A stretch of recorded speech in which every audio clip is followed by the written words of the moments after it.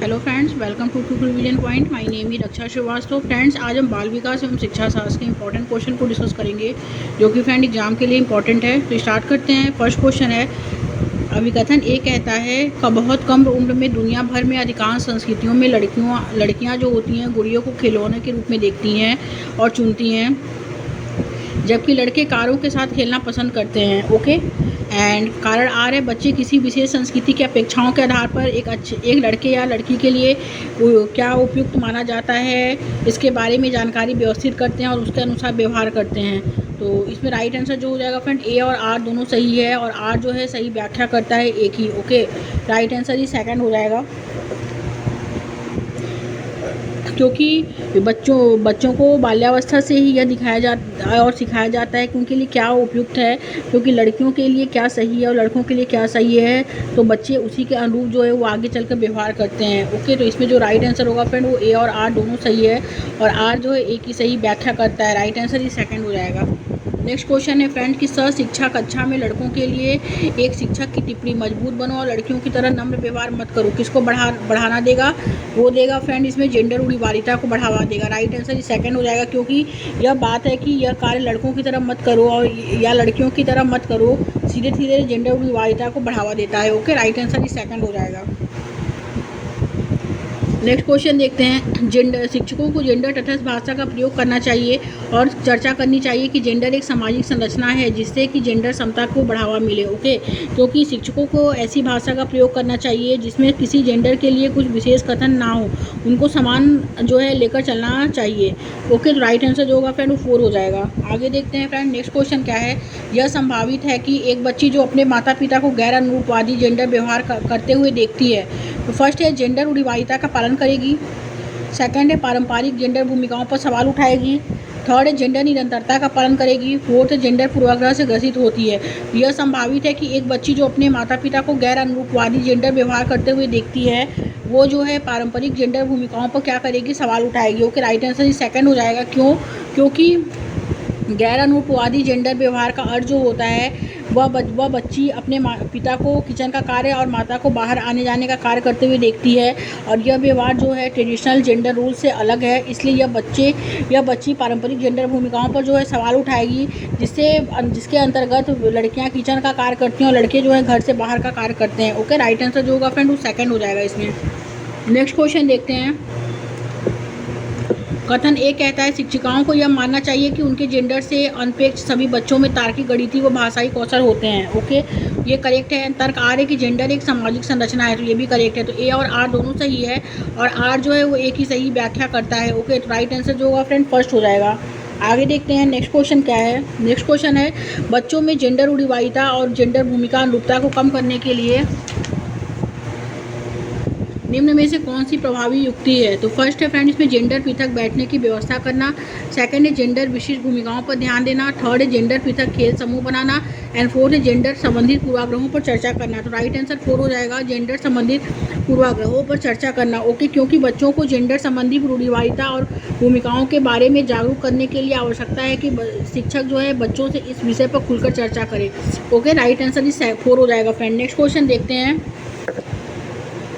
गुलाबी रंग को लड़कियों व नीले रंग को लड़कों को से जोड़कर जो है वो जेंडर रूढ़िवादिता का उदाहरण है। ओके, राइट आंसर जो होगा फ्रेंड वो थर्ड हो जाएगा, क्योंकि रंगों को लेकर भी हमारे समाज में बहुत सी रूढ़िवादिताएं हैं। जैसे गुलाबी रंग के जिक्र पर हमेशा लड़कियों की बात की जाती है और लड़कों को नीले रंग के साथ संबंध किया जाता है, और यह सब जो है समाज के लोगों द्वारा बनाई गई व्यक्तिगत धारणाएं होती हैं। ओके, राइट आंसर जो होगा फ्रेंड वो थर्ड हो जाएगा। नेक्स्ट क्वेश्चन देखते हैं। नेक्स्ट क्वेश्चन क्या है? नेक्स्ट क्वेश्चन है कि निम्न में से कौन सी प्रणाली कक्षागच्छ में जेंडर रूढ़िवादिता को चुनौती देने में प्रभावशाली है? तो वो है फ्रेंड फर्स्ट है, शिक्षिका को कक्षा में जेंडर संबंधी मुद्दों को नकारना व नज़रअंदाज करना चाहिए। सेकंड है, शिक्षिका को कक्षा में होने वाली गतिविधियों की जिम्मेदारी सभी बच्चों को बराबर देनी चाहिए। थर्ड है, शिक्षिका को सामाजिक कार्य जैसे मेज को लगना लड़कों को और हल्के कार्य जैसे बुलेटिन बोर्ड सजाना लड़कियों को देने चाहिए। एंड फोर्थ है, शिक्षिका को लड़कियों से गणित व विज्ञान में ज़्यादा अपेक्षा नहीं रखनी चाहिए। ओके, तो निम्न में से कौन सी प्रणाली कक्षागच्छ में जेंडर रूढ़िवादिता को चुनौती देने में प्रभावशाली है? तो वो यह है, शिक्षिका को कक्षा में होने वाली गतिविधियों की जिम्मेदारी सभी बच्चों को बराबर देनी चाहिए। राइट आंसर ही सेकंड हो जाएगा। नेक्स्ट क्वेश्चन देखते हैं फ्रेंड। नेक्स्ट क्वेश्चन क्या है? कथन ए कहता है माध्यमिक स्कूल में शिक्षकों को लड़कों को भाषा पढ़ने के बजाय गणित व विज्ञान के विषयों को पढ़ने के लिए प्रोत्साहित करना चाहिए, तो ये गलत है। और तर्क आर है कि लड़कों में भाषा को पढ़ाने की जन्मजात क्षमता नहीं होती है, तो ये भी गलत है। तो ए और आर दोनों गलत है इसमें। ओके, राइट आंसर जो होगा फ्रेंड 4 हो जाएगा, क्योंकि जितनी आवश्यकता है लड़कों को गणित और विज्ञान विषय पढ़ने की है, उतनी ही भाषा को पढ़ने की भी और आवश्यकता होती है कि बच्चे जो है रुचि को जाने कि ना कि उसको लिंग के आधार पर अंतर करें। ओके, तो राइट आंसर जो होगा फ्रेंड वो 4 हो जाएगा। नेक्स्ट क्वेश्चन देखते हैं। नेक्स्ट क्वेश्चन क्या है, शिक्षकों का कौन सा व्यवहार बच्चों में जेंडर रूढ़िवादिता पक्षपात कम करने में मदद करता है। ओके, तो फर्स्ट है फ्रेंड, कक्षा में केवल लड़कों को भारी कुर्सी मेज उठाने को कहना। सेकंड है, खेल के लिए गुड़िया व घर केवल लड़कियों को देना। थर्ड है, देखभाल करने वाले व्यवसायों का जिक्र केवल औरतों के संदर्भ में करना। एंड फोर्थ है, सभी जेंडर में स्वायत्ता व समानुभूति के गुण विकसित करना। तो शिक्षकों का कौन सा व्यवहार बच्चों में जेंडर रूढ़िवादिता पक्षपात कम करने में मदद करता है, तो वो है फ्रेंड की सभी जेंडर में स्वायत्ता व समानुभूति के गुण विकसित करना। ओके, राइट आंसर इज 4, क्योंकि लड़के लड़कियां दोनों को इस योग बनाया जाए जिससे कि वे अपने फैसले स्वयं ले सकें और उसमें समानता की भावना को विकसित किया जाए। ओके, राइट आंसर इज 4 हो जाएगा। नेक्स्ट क्वेश्चन है फ्रेंड, पुरुष ताकतवर निर्णय लेने वाले और घर के मुखिया होते हैं, जबकि महिलाएं कमजोर, दब्बू तथा सहनशील होती हैं और केवल घरेलू काम ही कर सकती हैं। किसका उदाहरण है, तो वो उदाहरण है फ्रेंड जेंडर रूढ़िवादिता का। ओके, नेक्स्ट क्वेश्चन देखते हैं। नेक्स्ट क्वेश्चन है फ्रेंड, सहशिक्षा कक्षा में लड़कों के लिए एक शिक्षक की टिप्पणी बहादुर बनो और लड़कियों की तरह नम व्यवहार मत करो। ओके, किसको बढ़ावा देता है, तो वो जेंडर रूढ़िवादिता को बढ़ावा देता है। राइट आंसर ही सेकंड हो जाएगा। नेक्स्ट क्वेश्चन देखते हैं। यह कथन है कि लड़के बुद्धिमान होते हैं जबकि लड़कियां आज्ञाकारी होती हैं। किसका उदाहरण है, तो उदाहरण है फ्रेंड जेंडर रूढ़िवादिता का। राइट आंसर ही सेकंड हो जाएगा। आगे देखते हैं। सहशिक्षा कक्षा में एक शिक्षक लड़कों से कहता है, सह पाठ्यक्रम गतिविधियों में गृह विज्ञान को मत लो, तुम लड़की नहीं हो। इससे किसको बढ़ावा मिलेगा, इससे जो बढ़ावा मिलेगा फ्रेंड वो जेंडर रूढ़िवादिता को बढ़ावा मिलेगा। राइट आंसर ही सेकंड हो जाएगा, क्योंकि अक्सर ये सोच समाज के लोगों में देखने को मिलती है कि लड़के गणित और विज्ञान जैसे विषय को पढ़ाते हैं और लड़कियाँ गृह विज्ञान जैसे विषय को। इस सोच को जेंडर रूढ़िवादिता कहा जाता है। राइट आंसर जो होगा वो सेकंड हो जाएगा। नेक्स्ट क्वेश्चन, समाज की संस्कृति पुरुषों और महिलाओं की भूमिका निर्धारित करती है। इसका मतलब क्या है, इसका मतलब जो है फ्रेंड जेंडर एक सामाजिक संरचना है। ओके, राइट आंसर ही सेकंड हो जाएगा। आगे देखते हैं। कक्षा में क्रिकेट पर हो रही चर्चा में एक अध्यापक लड़कियों की अपेक्षा लड़कों को अधिक अवसर दे रहा है। ऐसा करके वह क्या कर रहा है, तो वो कर रहा है फ्रेंड कि जेंडर पूर्वाग्रहों का वो पालन कर रहा है। ओके, राइट आंसर ही सेकंड हो जाएगा, क्योंकि जेंडर पूर्वाग्रह का अर्थ जो धारणाएं लिंग को लेकर पहले से चली आ रही हैं। तो राइट आंसर जो होगा उसमें सेकंड हो जाएगा। आगे देखते हैं फ्रेंड्स। नेक्स्ट क्वेश्चन क्या है। नेक्स्ट क्वेश्चन है इसमें कि अभिकथन ए कहता है फ्रेंड इसमें किशोरों की जेंडर भूमिकाओं व रूढ़िवादियों के प्रति दृष्टिकोण और मूल्य को निर्धारित करने में विज्ञापन और फिल्में जो है एक बड़ा प्रभाव डालती है। ओके, और तर्क आर है कि मीडिया समाजीकरण की एक शक्तिशाली प्राथमिक संस्था है। ए और आर दोनों सही है और ए जो है वो आर की सही व्याख्या करता है। राइट आंसर जो होगा फ्रेंड वो फर्स्ट हो जाएगा, क्योंकि मीडिया के द्वारा किसी भी संदेश को बहुत आसानी से और प्रभावशाली तरीके से लोगों तक पहुंचाया जा सकता है। इसलिए जेंडर भूमिकाओं को बताने के लिए और रूढ़िवादिताओं को दूर करने के लिए मीडिया की भूमिका बहुत महत्वपूर्ण है। ओके, तो राइट आंसर इस फर्स्ट हो जाएगा। नेक्स्ट क्वेश्चन, लड़के गणित में अच्छे होते हैं और लड़कियां संगीत और नृत्य में अच्छी होती हैं। यह कथन किसकी ओर इंगित करता है, तो यह कथन जो इंगित करता है वो फर्स्ट है जेंडर रूढ़िवादिता, सेकंड है जेंडर समानता, थर्ड है जेंडर साम्यता एंड फोर्थ है जेंडर समतुल्यता।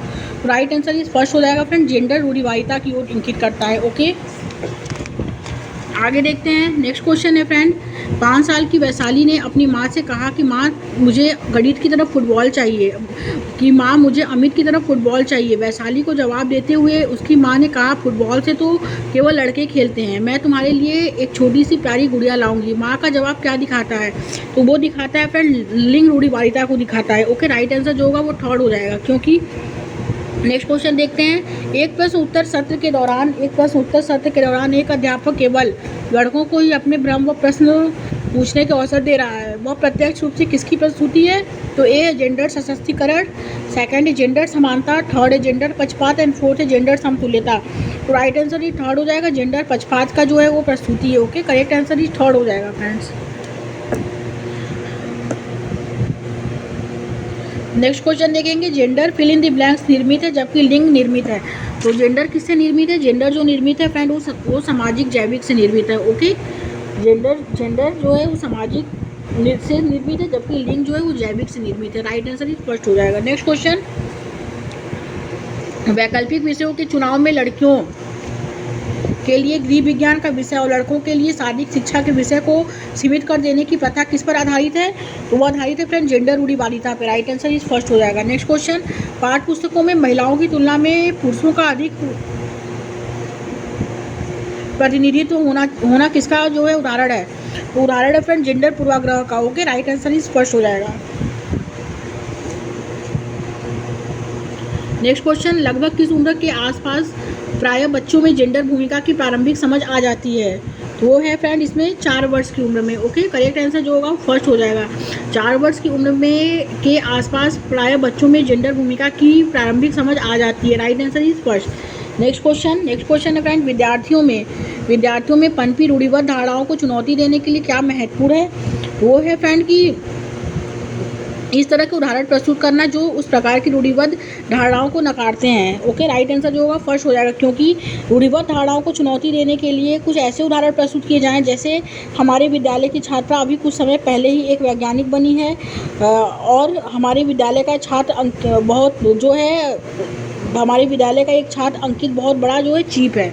तो ये क्या है? ये जो है फ्रेंड इस प्रकार के उदाहरण जो होते हैं प्रस्तुत करना कि जो उस प्रकार की रूढ़िबद्ध धारणाओं को जो है नकारे। ओके, राइट आंसर जो होगा वो ए फर्स्ट हो जाएगा। नेक्स्ट क्वेश्चन देखते हैं, अपनी कक्षा में जब भी कोई लड़का रोता है तो दूसरे विद्यार्थी उसे यह कहकर चिढ़ाते हैं कि लड़कियों की तरह व्यवहार मत करो, लड़के नहीं रोते हैं। उनका यह कथन क्या दर्शाता है?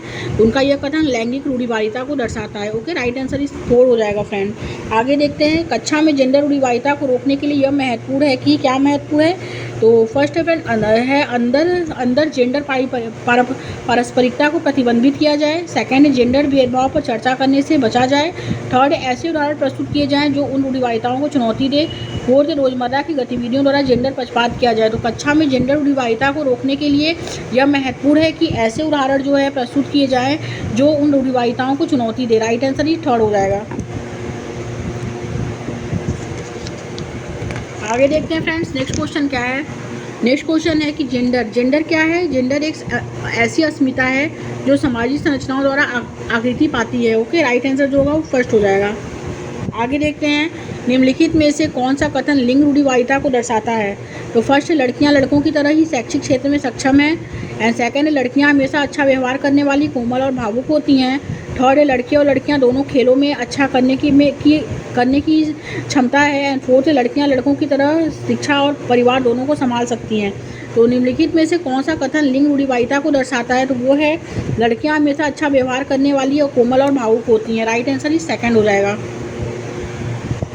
नेक्स्ट क्वेश्चन, लड़के हमेशा यंत्र विज्ञान में अच्छे होते हैं और लड़कियां पढ़ाई करने में, यह कथन क्या दर्शाता है? तो यह कथन जो है जेंडर समता को, जेंडर समानता, जेंडर अनुरूपता एंड जेंडर रूढ़िवादिता, यह कथन जो दर्शाता है फ्रेंड वो जेंडर रूढ़िवादिता को दर्शाता है। राइट आंसर इस 4 हो जाएगा। ओके, नेक्स्ट क्वेश्चन, पुल्लिंग या स्त्रीलिंग होने से जुड़ी अपेक्षाओं को जो है जेंडर भूमिकाएं कहा जाता है और और इन्हें जो है बाल्यावस्था की सभी अवस्थाओं से लेकर वयस्कता में भी जो है वो सीखा जाता है। राइट आंसर जो होगा वो फर्स्ट हो जाएगा। आगे देखते हैं फ्रेंड्स, नेक्स्ट क्वेश्चन क्या है?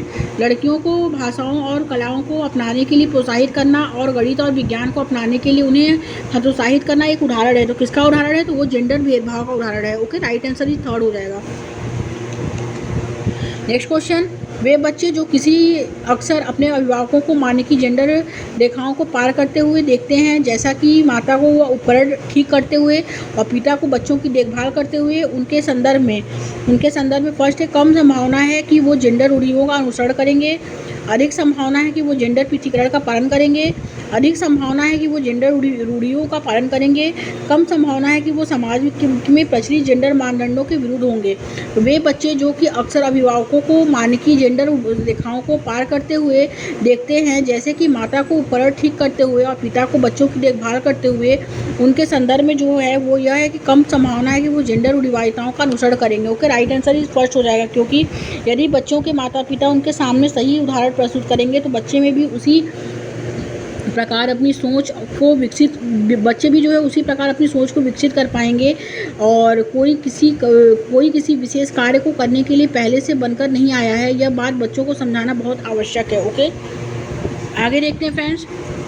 जेंडर तटस्थ भाषा का प्रयोग व जेंडर के एक सामाजिक संरचना बजाय आनुवंशिकता द्वारा निर्धारित होने पर चर्चा करने से फर्स्ट जेंडर भेदभाव को बढ़ावा मिलेगा, सेकंड है जेंडर पक्षपात सुदृढ़ होंगे, थर्ड है जेंडर अनुपालन का प्रोत्साहन होगा, एंड फोर्थ है जेंडर रूढ़िवादिता को चुनौती मिलेगी। तो राइट आंसर इस 4 हो जाएगा, जेंडर रूढ़िवादिता को जो है वो चुनौती मिलेगी। ओके, आगे देखते हैं फ्रेंड्स। शिक्षकों को महिलाओं और पुरुषों की गैर परंपरावादी जेंडर भूमिकाओं पर चर्चा करनी चाहिए। ओके, और ताकि फर्स्ट जेंडर भूमिकाओं में लचीलेपन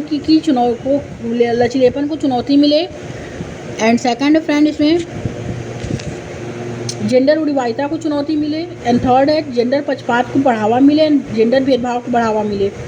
तो इसमें करेक्ट आंसर जो होगा, शिक्षकों को महिलाओं पुरुषों के गैर परंपरावादी जेंडर भूमिकाओं पर चर्चा करनी चाहिए ताकि जो है जेंडर भूमिका में लचीलेपन को जो है वो चुनौती मिले। ओके, राइट आंसर इस फर्स्ट हो जाएगा। आगे देखते हैं फ्रेंड्स, नेक्स्ट क्वेश्चन क्या है। नेक्स्ट क्वेश्चन है, बच्चों को जेंडर उपयुक्त व्यवहार के संकेत शैशवावस्था के चरण से ही मिलने शुरू हो जाते हैं। ओके, तो ये क्या है फ्रेंड, ये करेक्ट है। एंड तर्क आर है फ्रेंड इसमें कि बचपन में अलगाव व वंचित होने के सामाजिक अनुभव बच्चों में अपूरणीय क्षति कर सकते हैं। ओके, तो ये भी करेक्ट है। तो ए और आर जो है फ्रेंड इसमें दोनों सही है, और आर जो है वो सही व्याख्या लेकिन नहीं है ए की। ओके, तो राइट आंसर जो होगा फ्रेंड वो सेकंड हो जाएगा। नेक्स्ट क्वेश्चन, जेंडर के संदर्भ में एक शिक्षिका को कक्षा में बच्चों को किसके लिए प्रेरित करना चाहिए।